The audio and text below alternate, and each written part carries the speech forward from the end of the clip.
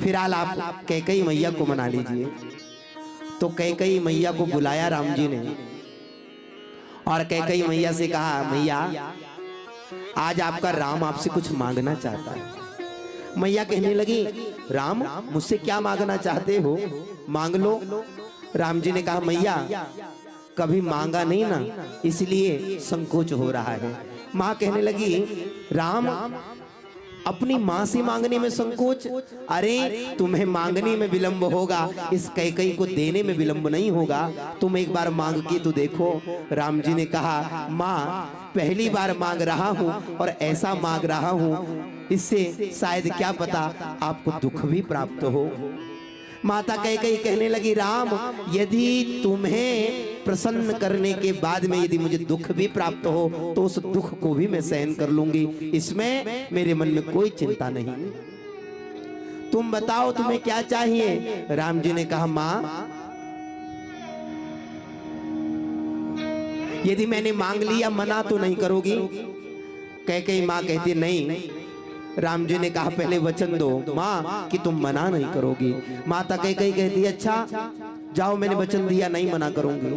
राम जी ने कहा, माँ कहीं ऐसा न हो यदि जो मैं तुमसे मांगना चाहता हूँ मैंने तुमसे मांग लिया तो स्त्रियों का जो परम सुख है, सौभाग्य, वो भी तुमसे लुट सकता है। कदाचित तुम्हें वैधव्य का दर्शन भी करना पड़ सकता है। मेरी माताओं, आज माता कैकई जैसे सुना तो सुनते ही स्तब्ध हो गई। कहती, राम ऐसा क्या मांगना चाहते हो,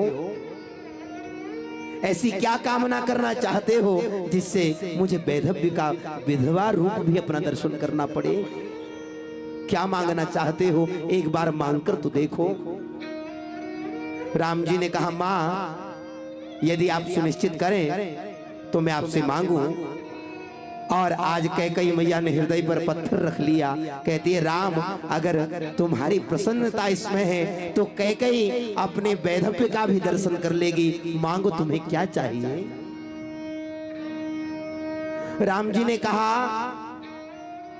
मां यदि आप दर्शन कर सकती हैं तो मेरे लिए आपने पूर्व में संकल्प लिया था कि पिताजी से आप 2 वरदान मांगने वाली थी और अभी तक आपने वरदान नहीं मांगे हैं। आज बहुत अच्छा अवसर है माँ, 2 वरदान मांग लो।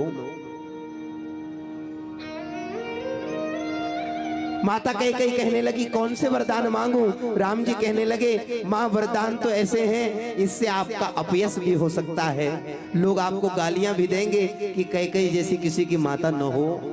कैकई मैया कहती है, कोई बात नहीं, आप एक बार इच्छा तो करो, मैं बिल्कुल आपके लिए मांग लूंगी। राम जी ने कहा, माँ यदि आप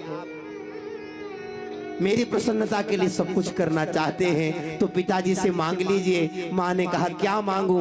राम जी ने कहा, 2 वरदान मांगिए। क्या 2 वरदान मांगू राघव?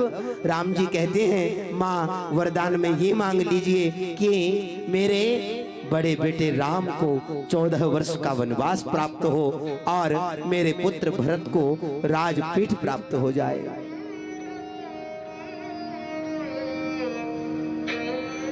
माता कैकई के नेत्रों से अश्रु रुक नहीं रहे थे, विलाप करने लगी, रुदन करने लगी। कहती है, राम ये आपने क्या मांग लिया? कदाचित आपको राजा नहीं बनना, आप मत बनिए, पर आप वनवास क्यों जाना चाहते हैं? तब राम जी ने समझाया, माँ मैं इस संसार में आया हूँ देवताओं के कार्य को करने के लिए। यदि आज मैं राजा बन गया तो फिर मैं संसार का कैसे उद्धार करूंगा? मेरे लोक कार्य के लिए आपको भी अपनी बलि देनी पड़ेगी, आपको भी अपना मान सम्मान गंवाना पड़ेगा। और सबसे बड़ी बलि दी मेरी माताओं के माता कैकई ने। राम जी से हाँ भी नहीं कहा, ना भी नहीं कहा, अपना मुंह छुपा करके नेत्रों से करुण क्रंदन करती हुई, रुदन करती हुई, विलाप करते हुए मेरी माताओं वह उस समय कहते हैं तुरंत अपने कोप भवन में जाकर के बैठ गई। पहले से राजाओं के वहां कोप भवन होते थे। कोप भवन जानते हैं माताओं? बोलिए। कोप भवन जानते हैं? जोर से बोलिए। ना कुछ ना कुछ ना। देखिए, कोप भवन मतलब होता है जब माताओं को भी गुस्सा आ जाता था घरों में पहले से, तो माताएं कोप भवन में बैठ जाती थी। अगर कोप भवन के बाहर चप्पल खुली हुई मिले तो समझ लो आज कोई घर का सदस्य क्रोधित है। तो दशरथ जी को जैसे ही पता चला तो देवी जी को मनाने के लिए गए। और आप सब लोग कथा जानते हैं विशिष्ट, ज्यादा विस्तार क्या करूं, समय का भी अभाव है। और कहते हैं दशरथ जी ने कहा, देवी क्यों दुखी हो, बताओ। वहां तो कैकेयी ने अपना स्वरूप ही बदल दिया, बाल बिखेर लिए, हाथ के कंगन निकाल लिए, विकराल स्वरूप बना लिया और भूमि पर बैठी हुई है और क्रोध से उसकी आंखें जल रही हैं, होंठ फड़क रहे हैं। अद्भुत अभिनय मेरी माताओं। दशरथ जी ने देखा, देख करके कहने लगी, देवी ये क्या कर दिया, बताओ तुम्हें किसके कारण कष्ट हुआ है? जो मेरी रानी को, मेरी प्रियतमा को कष्ट देने वाला है, उसके प्राण अधिक समय तक उसके शरीर में नहीं रहेंगे, वह जीवित नहीं रहेगा। और आज मेरी माताओं, माता कैकेयी कहने लगी, हे दशरथ जी महाराज, यदि मेरे सुख की इतनी चिंता होती तो पहले से आप मेरी चिंता करते, आपको मेरे सुख की चिंता ही कहाँ है? दशरथ जी ने कहा, देवी क्या कहती हो, मैंने क्या नहीं किया तुम्हारे लिए? देवी कहती हैं, यदि कुछ करना ही था है तो बताइए, आपने मुझे पहले 2 वरदान देने थे, आज तक दिए? दशरथ जी ने कहा, मांग लेना, क्या तुझे चाहिए? तुझे मांगने में विलंब होगा, मैं देने में विलंब नहीं करूंगा। माता कैकेयी ने कहा, राजन फिर ना मत कहना, आज यह कैकेयी आपसे मांगना चाहती है। राज्यम सुताय चैकेना भरताय महात्मने रामाय वनवासं च चतुर्दश समास्तथा। मेरे 2 वरदान हैं, मेरे पुत्र भरत को राज्य प्रदान करो, दूसरे वरदान में राम जी को 14 वर्ष का वनवास प्रदान करो। और मेरी माताओं, तत्क्षण कहते हैं इस प्रकार दशरथ जी की। दशरथ जी ने जब माता कैकेयी की बात सुनी तो चिंतित हो गए। कहते हैं, देवी ये किसने तुम्हारे कान भर दिए? आप सब लोग जानते हैं उस समय मंथरा की प्रेरणा से कैकेयी मैया ने ऐसा किया, ऐसा तुलसीदास जी ने वर्णित किया है। कहते हैं वह बार बार कैकेयी मैया को समझाने लगे, लेकिन कैकेयी मैया आज समझने के लिए तैयार नहीं है। और अंत में राम जी कहते हैं, कैकेयी तुम जानती हो राम के बिना मैं नहीं रह सकता, और आज तुमने मुझसे राम मांग लिए। अरे राम से मैं एक क्षण के लिए विलग नहीं हो सकता। और देखो तुम क्या चाहती हो, अपने पुत्र को राजा बनाना, चलो तुम अपने पुत्र को राजा बना लो। राम इतना करुण हृदय वाला है, वो राजा नहीं बनेगा, उसको कोई राज्य की आकांक्षा नहीं। पर तुम राम को वनवास क्यों देना चाहती हो? ऐसा मत करो। बहुत समझाया, लेकिन आज कैकेयी मैया मानती नहीं है। और मेरी माताओं, इधर जैसे ही राम जी को पता चला कि मेरी कैकेयी मैया ने वरदान मांग लिए, तो मेरी माताओं तुरंत राम जी ने अपने राजसी वस्त्रों का परित्याग कर दिया, वल्कल धारण कर लिए। माता जनक नंदिनी कहने लगी, हे राम, हे प्रियतम, हे स्वामी, मैं भी आपके साथ चलना चाहूंगी। और माता जनक नंदिनी भी जाने लगी। लक्ष्मण जी ने कहा, भैया मैं सदैव आपके साथ रहा हूं बचपन से, और आज जब आपको वनवास होने जा रहा है, जब सुख में मैं आपके साथ रहा, तो क्या दुख में मैं आपके साथ नहीं रहूंगा? अरे मैं दुख में भी आपके साथ रहना चाहता हूं। तब राम जी ने कहा, अरे भैया मुझसे क्या पूछते हो, आप अपनी माता जी से पूछ के आओ। सुमित्रा जी के पास में लक्ष्मण जी गए, कहा मैया मुझे भैया के साथ में जाने की आज्ञा दीजिए। माता सुमित्रा ने कहा अरे पगले, तू मेरी संतान नहीं है, तेरे पिता और माता तो राम जी और माँ जनक नंदिनी है। जैसा जैसा वो कहें वैसा वैसा तू करना। वन में उनको कभी कष्ट नहीं होने देना, कभी दुख नहीं होने देना, हर पर उनके सामने खड़े रहना। आज ऐसी भावनाएं हर किसी की नहीं मिलती। और मेरी माता हो, आज सुमित्रा जी ने आज्ञा दे दी और राम जी माता जनक नंदिनी और लक्ष्मण जी को लेकर के दशरथ जी महाराज से आज्ञा मांगने के लिए आए। और दशरथ जी ने आज जैसे ही देखा, कहते हैं राम तुम कहां जा रहे हो? राम जी ने कहा पिताजी मैं आपको अपयश नहीं लगाना चाहता। लोग ये कहेंगे कि देखो दशरथ जी महाराज इतने धर्मात्मा थे और उनके पुत्र ऐसे कि वहां अपने पिता की आज्ञा का पालन भी नहीं कर सके। और पिताजी यदि हमने आपकी आज्ञा का पालन नहीं किया, आपके प्रेमवश हम यहीं रुक भी गए तो संसार आपकी निंदा करेगा, संसार माँ की निंदा करेगा। और क्या तब अच्छा होगा? मैं आपकी निंदा नहीं सुन सकता, मुझे आज्ञा दीजिए, मैं बन जाना चाहता हूँ। दशरथ जी ने कहा राम अगर तुम चले जाओगे तो मैं एक पल के लिए भी यहाँ नहीं रह सकता, क्योंकि मैं जानता हूं राम मुझे पूर्व में ही श्राप लग गया है। तापस अंध साप सुधियाई, कौशल्य ही सब कथा सुनाई।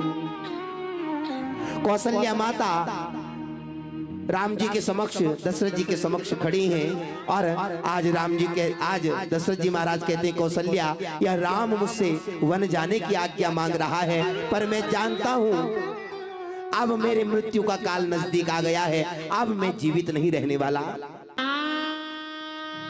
और कहते हैं भयं विकल वर्णत इतिहासा, राम रहित जीवन आशा।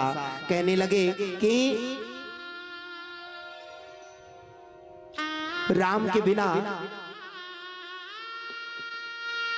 मेरा संपूर्ण जीवन व्यर्थ है, राम रहित मैं तो जीवन की आशा ही नहीं करता।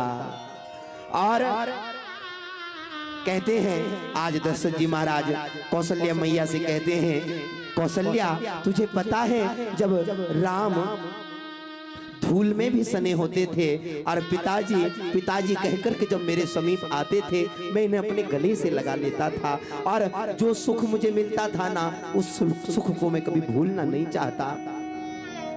मेरी माता हो,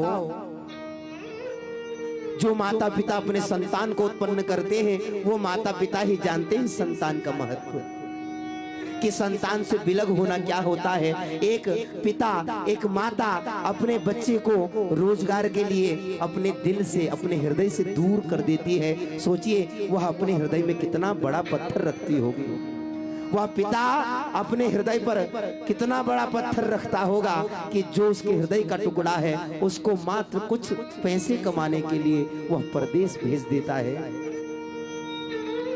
जब मात्र नौकरी के लिए जाने वाले पुत्र का हमें इतना दुख होता है, जब नौकरी के लिए जाने वाले पुत्र के विषय में इतना कष्ट होता है, तो सज्जनों ये तो राम है, ये राघव है। इन जैसी संतान तो कोई दुनिया में हो ही नहीं सकती। और मेरी माताओं आज दशरथ जी का रो रो करके बुरा हाल हो गया। जैसे राम जी को देखते हैं वैसे भूमि पर लौटने लगते हैं। कहते हैं राम सब कुछ मुझसे कहना पर जाने की बात न कहना। और मेरी माताओं आज राम जी ने कहा पिताजी ऐसा न कीजिए, मुझे आज्ञा दीजिए, माता के वचन की रक्षा करनी है, आपकी प्रतिज्ञा की रक्षा करनी है, मैं आपको कलंकित नहीं कर सकता। और ऐसा कहकर के जैसे आज दशरथ जी के चरणों में प्रणाम करने लगे, मेरी माताओं तत्क्षण दशरथ जी ने राम जी को अपने हृदय से लगा लिया और इतने कस करके राम जी को दशरथ जी ने पकड़ लिया। कहते हैं आज छोड़ते नहीं हैं और सिसक सिसक कर फपक फपक कर रोने लगे, विलाप करने होने लगे। आज दशरथ जी के नेत्रों से अश्रुधारा प्रवाहित होने लगी। करुण क्रंदन दशरथ जी महाराज करने लगे। कहते हैं बेटा मैं तुझसे बिलग नहीं हो सकता। राम एक क्षण के लिए भी मुझसे बिलग मत होना। आज बहुत समझाया लेकिन राम जी तो मर्यादा पुरुषोत्तम बनने जा रहे हैं। अभी तक मात्र श्री राम थे, अब जो राम जी की यात्रा है वो मर्यादा पुरुषोत्तम बनने जा रहे हैं। जब तक राज्य में रहे तब तक मर्यादा पुरुषोत्तम नहीं बने। आज अपने राज्य वैभव का त्याग करते हुए आज राघवेंद्र मर्यादा पुरुषोत्तम बनने जा रहे हैं। और मेरी माताओं तब कहते हैं उस समय राम जी ने दशरथ जी से आज्ञा ली, पर दशरथ जी आज आज्ञा भी नहीं देना चाहते मेरी माताओं। और कहते हैं हाथ छुड़ा करके सुमंत्र जी को लेकर के राम लक्ष्मण सीता जी और इनको लेकर के कहते हैं मेरी माताओं जब नगर से बाहर जाने लगे, कहते हैं संपूर्ण नगरवासी रुदन करने लगे, विलाप करने लगे। राम जी को तो लग रहा था कि किसी को कुछ पता ही नहीं है, परंतु पूरे नगर में रात भर में खबर पता चल गई कि भाई यहां तो ऐसा ऐसा हो गया। मेरी माताओं एक बात हमें हमेशा ध्यान रखनी चाहिए, परिवार जोड़ने में बहुत परिश्रम लगता है, तोड़ने में कोई परिश्रम नहीं लगता। तोड़ने में तो क्या है, दो बातें रूखी सूखी हो गई और परिवार टूट जाता है। ये व्यक्ति वही जानता है परिवार का महत्व जो अपने परिवार को जोड़ करके रखता है। आज की बड़ी विडंबना है मेरी माताओं, जितने परिवार हो गए घर में उतने चूल्हे लगते हैं। आज हम परिवार का महत्व नहीं समझ रहे हैं, जिससे हमें भविष्य में बड़ा दुख प्राप्त करना पड़ेगा। देखिए ये हमेशा यह बात गांठ बांध करके रखें, हमारा परिवार हमारा कुटुंब ही हमारा सब कुछ होता है। यदि हमारा परिवार हमारा कुछ नहीं तो फिर दुनिया वाले आपके क्या होंगे, जो अब आपका घर का व्यक्ति आपका नहीं है। देखिए पत्थर पर्वत श्रृंखलाओं से अलग तो हो जाता है, पत्ते वृक्ष से अलग तो हो जाते हैं, लेकिन स्वतंत्रता उन्हें प्राप्त हो जाती है, लेकिन उनके संस्कार खत्म हो जाते हैं, उनका परिवार समाप्त हो जाता है। इसीलिए पत्थर तभी तक सुरक्षित है जब तक वह अपने पर्वत श्रृंखला से जुड़ा हुआ है। जिस दिन पर्वत श्रृंखला से पत्थर टूट जाता है उस दिन फिर उसको कोई नहीं पूछता, तभी तक पूजा होती जब तक वह पर्वत है। और मेरी माताओं तभी तक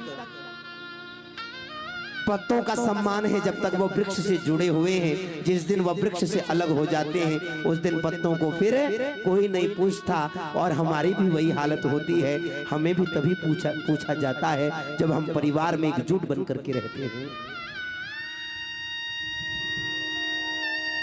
तोड़ने वाले को क्या पता कि भाई परिवार जोड़ने में कितना समय लगता है। आज हमारे घरों में ही ऐसे लोग हो जाते हैं जो चाहते हैं कि भाई दो भाई भी हैं तो वो अलग अलग रहे।